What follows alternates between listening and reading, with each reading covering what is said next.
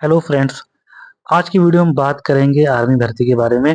तो हाल ही में दोस्तों इंडियन आर्मी के अंबाला ऑफिस की तरफ से अग्निवीर जनरल ड्यूटी की पोस्ट निकाली गई है। ये वैकेंसी आई है अग्निवीर की, ये आई है महिलाओं के लिए। तो दोस्तों आज की वीडियो हम बात करेंगे कौन इस फॉर्म को फिल कर सकता है, क्या क्राइटेरिया है इसका, क्या रिक्वायरमेंट है, क्या क्वालिफिकेशन रहेगी। तो आज की वीडियो हम इसके बारे में प्रॉपर बात करेंगे।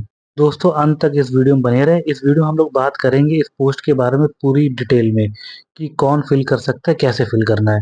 तो दोस्तों सबसे पहले बताते चलो, जो आपकी वैकेंसी आई है वो आई है फीमेल्स के लिए। अगर मैं इसकी बात करूं, जो आपके फॉर्म स्टार्ट हो रहे हैं वो हो रहे हैं आपके 12 मार्च से, यानी फॉर्म आपके स्टार्ट हो चुके हैं फिल होना। और जो इसकी लास्ट डेट है वो आपकी है 10 अप्रैल। साथ ही साथ आप यहाँ पे देख सकते हैं इस फॉर्म को हरियाणा, हिमाचल प्रदेश, चंडीगढ़ और दिल्ली वाले ही फॉर्म फिल कर सकते हैं। यानी वो सारी महिलाएं जिनके पास इन 4 स्टेट का डोमिसाइल है वही इस फॉर्म को फिल कर सकते हैं। चलिए दोस्तों मैं अब आगे बात करता हूँ क्या इसकी एज लिमिट रहने वाली है। तो जैसा कि आप यहाँ पे देख सकते हैं, जो आपकी एज लिमिट रहने वाली है वो रहने वाली है 17.5 से 21 साल। यानी जो आपकी एज लिमिट होनी चाहिए इन दोनों के बीच में ही होनी चाहिए। और अगर क्वालिफिकेशन की बात की जाए, आपकी क्वालिफिकेशन रहनी चाहिए 10th पास। और आपके जो परसेंटेज रहने चाहिए वो रहने चाहिए आपके 45 10th क्लास में। साथ ही साथ इसमें आप एक चीज़ का ध्यान रखें कि आपके जो मिनिमम मार्क्स होने चाहिए वो 33% होने ही चाहिए हर सब्जेक्ट में। यानी हर सब्जेक्ट में आपके मार्क्स 33% से ऊपर होने चाहिए। और जो आपका टोटल परसेंटेज होना चाहिए वो होना चाहिए 45%। और जितनी भी फीमेल्स हैं उनके पास तो एक मतलब ड्राइविंग लाइसेंस होना चाहिए, जैसे यहाँ इन्होंने मेंशन कर रखा है कि जो लाइट मोटर व्हीकल का लाइसेंस होना चाहिए। बाकी जो इसमें जैसे कुछ छूट मिलेगी आपको एज में, अगर देखा जाए तो उस छूट में जैसे वो पर्सन, जैसे वो फीमेल जिनके हस्बैंड की डेथ हो गई है जॉब के टाइम पे, जो भी आर्मी पर्सन थे, तो उन्हें 30 साल तक की छूट मिलेगी। यहाँ इन्होंने साफ साफ इस चीज को मेंशन किया हुआ है। दोस्तों कुछ ऐसी महिलाएं जिनका तलाक हो चुका है या फिर जिनके हस्बैंड की डेथ हो गई है या फिर उनके बच्चे नहीं है, वो भी इस फॉर्म को फिल कर सकते हैं। देखिए दोस्तों यहाँ पर देख सकते हैं, जैसे यहाँ इन्होंने मेंशन कर रखा है, यहाँ बता रखा है कि जितनी भी वीडो है, मतलब वो महिलाएं जिनके हस्बैंड की डेथ हो गई है और उनके जो पति थे वो आर्मी में नौकरी करते थे, अब उनके बच्चे हैं पर उन्होंने शादी नहीं की है, वो भी इस जॉब के लिए अप्लाई कर सकते हैं। अब चलो दोस्तों, ये तो मैंने आपको बता दिया क्या एज रहनी चाहिए और क्या ऐसी एज क्वालिफिकेशन रहनी चाहिए। अब बात करते हैं डेट ऑफ बर्थ के बारे में। जैसे यहाँ इन्होंने मेंशन कर रखा है कि वो सारी महिलाएं जिनकी डेट ऑफ बर्थ इन दोनों के बीच होनी चाहिए, यानी 1 अक्टूबर 2004 से लेके 1 अप्रैल 2008 के बीच की जितनी भी फीमेल्स हैं वो इस फॉर्म को फिल कर सकती हैं। और जो फिजिकल स्टैंडर्ड रखा गया हाइट का, वो आपका रखा गया 162 सेंटीमीटर। यहाँ आप देख सकते हैं इस चीज को। यहाँ पे आप चार्ट देख सकते हैं कि मतलब कितनी हाइट पे कितना वेट होना चाहिए किस एज पे। जैसे यहाँ पे आप देख सकते हैं, यहाँ इन्होंने मेंशन कर रखा, बता रखा है कि अगर आपकी हाइट 155 सेंटीमीटर है तो आपका वेट होना चाहिए मिनिमम 43.2 केजी होना चाहिए। अगर 17 से 20 साल की एज की बात कर रहा हूँ तो इसमें जो मैक्सिमम वेट होना चाहिए वो आपका होना चाहिए 52.9 केजी।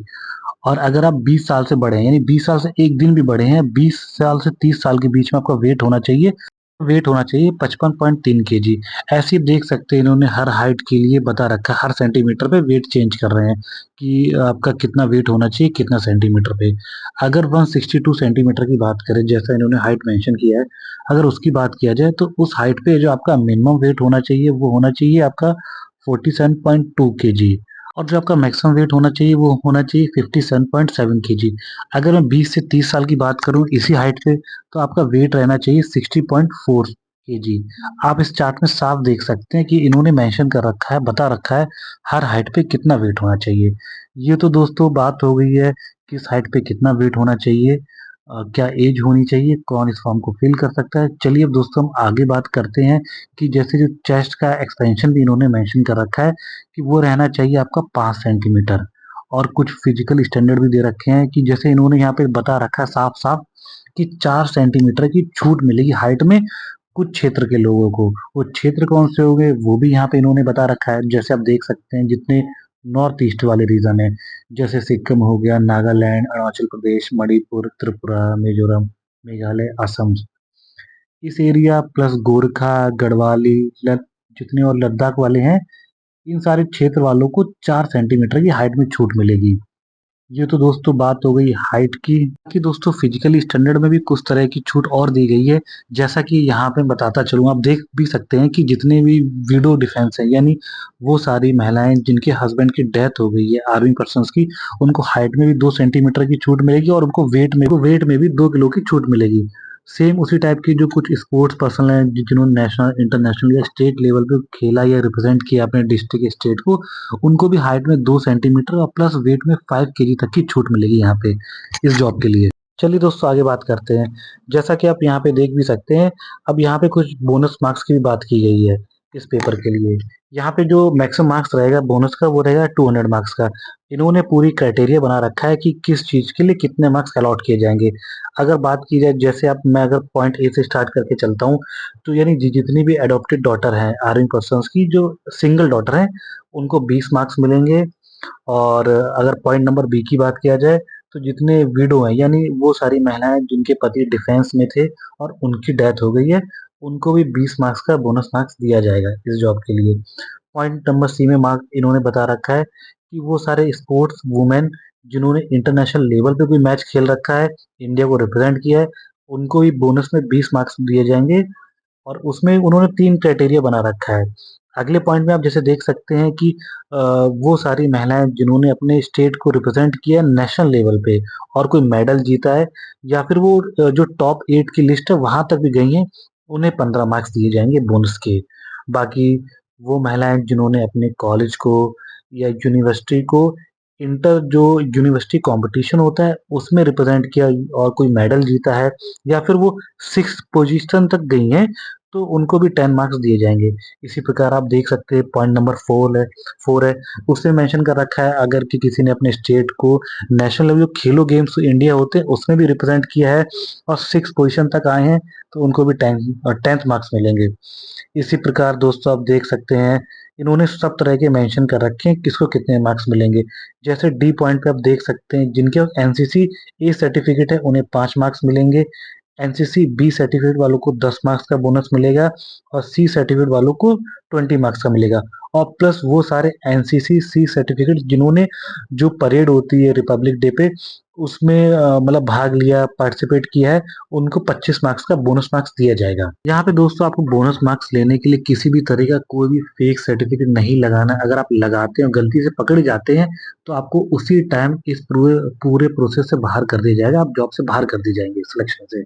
इसलिए आपको किसी भी प्रकार का कोई भी फेक सर्टिफिकेट नहीं बनवाना है, इस बात का विशेष ध्यान रखें आप। और हाँ दोस्तों, जो ये बोनस मार्क्स हैं, किसी भी पर्सन को भले वो मतलब इतने जो क्राइटेरिया इन्होंने बना रखे हैं वो 3 में क्वालिफाई करे या 2 में करे, 1 में करे, पर किसी भी पर्सन को 25 से ऊपर नंबर नहीं दिए जाएंगे, भले ही वो 2 या 3 के लिए क्वालिफाई कर रहा है। इन सारे क्राइटेरिया मिलाकर अगर मान लीजिए वो मतलब उसके सर्टिफिकेट एनसी सर्टिफिकेट भी है, स्पोर्ट्स पर्सन भी है, तो भी उसे 25 से ऊपर मार्क्स नहीं दिए जाएंगे मैक्सिमम। बाकी आपको जो सर्टिफिकेट रहेगा स्पोर्ट्स वाला वो आपका 2 साल तक ही वैलिड रहेगा, यानी जिस दिन आपका एग्जाम हो रहा है उससे आप 2 साल पिछला पकड़ लीजिए। अगर उस बीच का सर्टिफिकेट है तो ही आपका वैलिड माना जाएगा। स्पोर्ट्स सर्टिफिकेट की बात कर रहा हूँ मैं यहाँ पे। दोस्तों आगे बात करते हैं कि क्या इस जॉब की टर्म कंडीशन रहने वाली, मतलब क्या-क्या इसमें रहने वाला है। जैसा कि यहाँ पे इन्होंने साफ-साफ मेंशन कर रखा है कि जितने भी लोग सेलेक्ट होंगे अग्निवीर में, उसमें से सिर्फ 25% लोग को ये एनरोल करेंगे, मतलब 4 साल के बाद सिर्फ एक बैच से 25% लोग को ही इंडियन आर्मी में जॉइन कराएँगे। बाकी सबको मतलब कुछ क्राइटेरिया बनाएँगे, उसके तहत बाहर किया जाएगा। बाकी मतलब क्या-क्या इसमें बेनिफिट मिलने वाले हैं, कितनी सैलरी मिलेगी, जैसा कि दोस्तों आप यहाँ पे देख भी सकते हैं इन्होंने बता रखा है कि हर पर्सन को 1 साल में 30 छुट्टी दिया जाएँगी, एनुअल लीव कहेंगे। और जो सिक लीव रहेगी वो आपकी रहेगी मेडिकल बेसिस पे।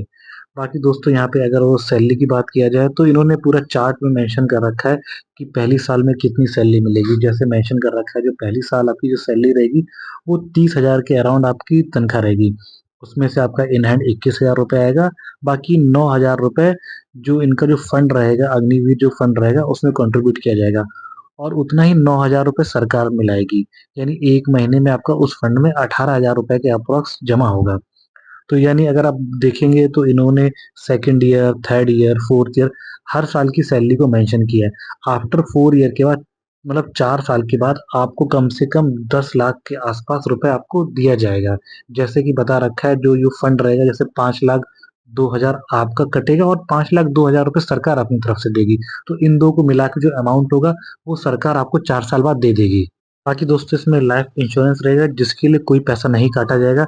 मान लीजिए किसी पर्सन की जॉब के दौरान मतलब डेथ या कोई कैजुअलिटी हो जाती है तो उस केस में 48 लाख का एक लाइफ बीमा किया जाएगा। सारे एम्प्लॉइज़ के लिए, सारे अग्निवीर्स के लिए ये बीमा किया जाएगा।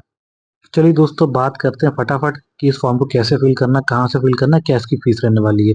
तो दोस्तों जितने भी बच्चे या फिर फीमेल इस फॉर्म को फिल करना चाहती हैं उनको लॉगिन करना पड़ेगा। जी हाँ, साइट मेंशन है www.joinindianarmy.nic.in। इस पे अपनी लॉगिन करके अपनी आईडी बनानी पड़ेगी और फिर वहीं से इस फॉर्म को फिल करना होगा। अगर फीस की बात किया जाए तो इस एग्जाम की फीस रहने वाली 250 रुपए, यहाँ इन्होंने पूरा मेंशन कर रखा है। साथ ही साथ आप अपना फ़ोन नंबर वो एक्टिव रखें क्योंकि जितना भी आपका अगले एग्जाम का जो भी आपका अपडेट आएगा आपको मेल या उस फ़ोन नंबर पे ही आपको इन्फॉर्म किया जाएगा। दोस्तों बात करते हैं इसकी सिलेक्शन प्रोसेस की, यानी जो आपका सिलेक्शन होगा ये 2 फेज़ में होगा। पहला फेज़ में आपका रहेगा एग्ज़ाम रहेगा और जो सेकंड फेज़ रहेगा उसमें आपका रहेगा वो जो फिजिकल स्टैंडर्ड रहेंगे जैसे दौड़ वगैरह, जंप वगैरह, वो सेकंड फेज़ में रहेगी। तो सबसे पहले बात करते हैं जो आपका फेज़ 1 रहेगा उसमें कैसा आपका एग्ज़ाम रहने वाला है। आपका फेज़ 1 का एग्ज़ाम रहेगा वो रहेगा एमसीक्यू यानी मल्टीपल चॉइस क्वेश्चन रहेगा और आपका जो एग्ज़ाम रहेगा ये 13 लैंग्वेज में रहेगा। यहाँ पे देख सकते हैं किन-किन लैंग्वेज में एग्ज़ाम रहेगा। यहाँ पे सब मेंशन कर रखा है उन्होंने और और आप यहाँ पे देख सकते हैं जैसे बता रखा है कि आपको 1 घंटे में 50 क्वेश्चन का आंसर करना है। सेम उसी प्रकार 100 क्वेश्चन का आंसर करना है 2 घंटे में। हाँ, और आप इस बात का विशेष ध्यान रखें जो आप अपना एडमिट कार्ड लेके जाएँगे उसका कलर प्रिंट आउट ही लेके जाइएगा। Black and white print out ना लेके जाएँ एग्ज़ाम में। बाकी दोस्तों वो सारे बच्चे जो पहले जो फ़ेज़ होगा उसमें पास होंगे उनको फ़ेज़ 2 के लिए क्वालीफ़ाई किया जाएगा। तो फ़ेज़ 2 में आपको अपने जो डॉक्यूमेंट लेके जाने हैं आप यहाँ पे देख सकते हैं उन्होंने पूरी लिस्ट मेंशन की है। आपको फ़ेज़ 2 के लिए क्या डॉक्यूमेंट लेके जाना है। जैसे ही आप फ़ेज़ 1 पास करेंगे तो वही जो आपकी साइट है जहाँ से फॉर्म फिल करेंगे वहीं पे आपके फ़ेज़ 2 के एडमिट कार्ड आ जाएँगे। आप वहाँ से अपना एडमिट कार्ड डाउनलोड करेंगे और उसके साथ-साथ आप अपना क्या ये सारे डॉक्यूमेंट लेके जाएँगे फ़ेज़ 2 में जैसे मेंशन कर रखा है एडमिट कार्ड, फ़ोटोग्राफ भी आपको 20 चाहिए, 20 फ़ोटो आपके होने चाहिए और वो भी 3 महीने से पुराने नहीं होने चाहिए। बाकी एजुकेशन सर्टिफ़िकेट जैसे आपने 10th पास किया उसके सारे डॉक्यूमेंट वो हो गया, डोमिसाइल सर्टिफ़िकेट, कास्ट आपकी क्या है उसका सर्टिफ़िकेट, आपका धर्म क्या है, हिंदू है, सिख है, मुस्लिम है, क्रिश्चियन है, उसका सर्टिफ़िकेट। बाकी ये देख सकते हैं जी पॉइंट पे जो आपका पुलिस कैरेक्टर होता है, कैरेक्टर सर्टिफ़िकेट वो चाहिए। साथ ही साथ ये भी सर्टिफ़िकेट चाहिए कि आपकी शादी नहीं हो रखी है, आपको ये सर्टिफ़िकेट भी देना होगा। बाकी स्पोर्ट्स पर्सन का सर्टिफ़िकेट, पैन, आधार कार्ड आपको अपने सारे डॉक्यूमेंट लेके जाने हैं वहाँ पे। अब बात दोस्तों करते हैं कि क्या इसका फिज़िकल स्टैंडर्ड रहने वाला है, यानी फ़ेज़ 2 में क्या रहने वाला है।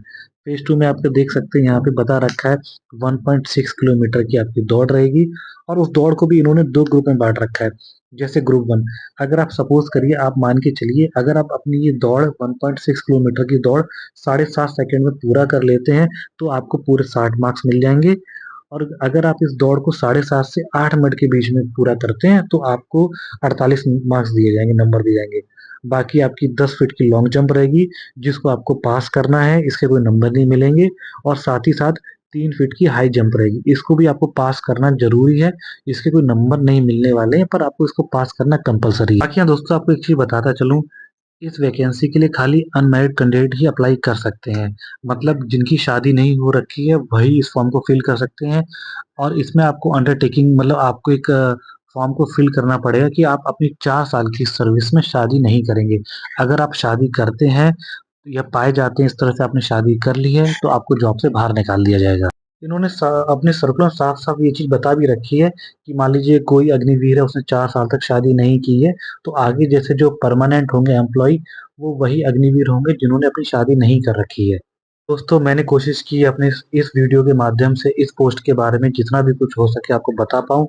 अगर आपको वीडियो अच्छा लगा है तो प्लीज़ मेरे चैनल को सब्सक्राइब ज़रूर कर लें और इस तरह की और इन्फॉर्मेटिव वीडियो के लिए बने रहें हमारे साथ हमारे चैनल में। मिलते हैं आपसे नेक्स्ट वीडियो में।